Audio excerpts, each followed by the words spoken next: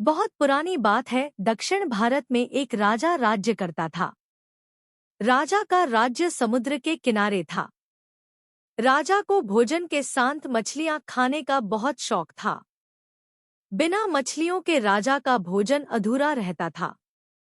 एक बार की बात है, राजा के राज्य में बहुत तेज तूफान आया, जिसके कारण कोई भी मछुआरा मछली पकड़ने के लिए समुद्र में नहीं जा सका।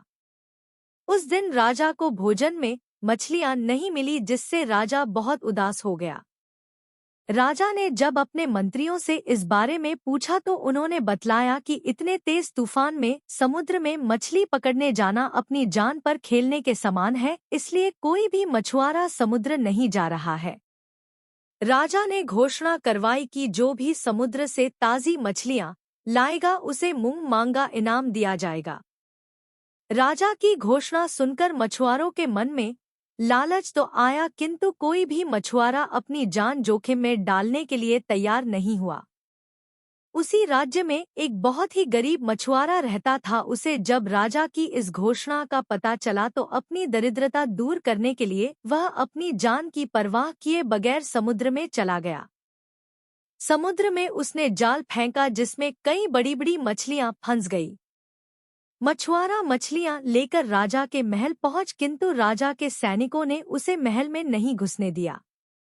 राजा के एक खास मंत्री ने मछुआरे को ताज़ी मछलियों के साथ देखा तो मछुआरे को अपने साथ राजा के पास ले जाने के लिए तैयार हो गया।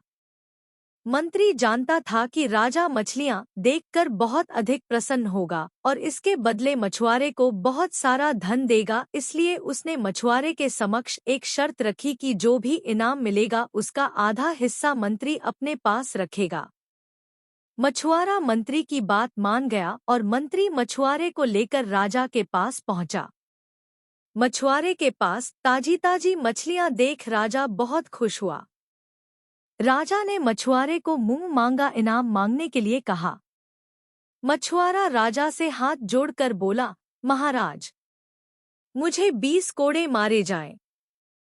मछुआरे की बात सुनकर राजा को बड़ा आश्चर्य हुआ और उसने फिर से मछुआरे से कुछ मांगने के लिए कहा, किंतु मछुआरे ने फिर 20 कोड़े खाने का इनाम मांगा।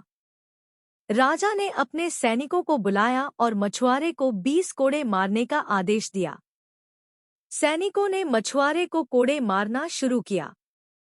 10 कोड़े खाने के बाद मछुआरा राजा से बोला, महाराज, मुझे आप जो भी इनाम देंगे उसका आधा हिस्सा मुझे मेरे हिस्सेदार को देना पड़ेगा, इसलिए बाकी के 10 कोड़े मेरे हिस्सेदारी को दे दिए जाएं।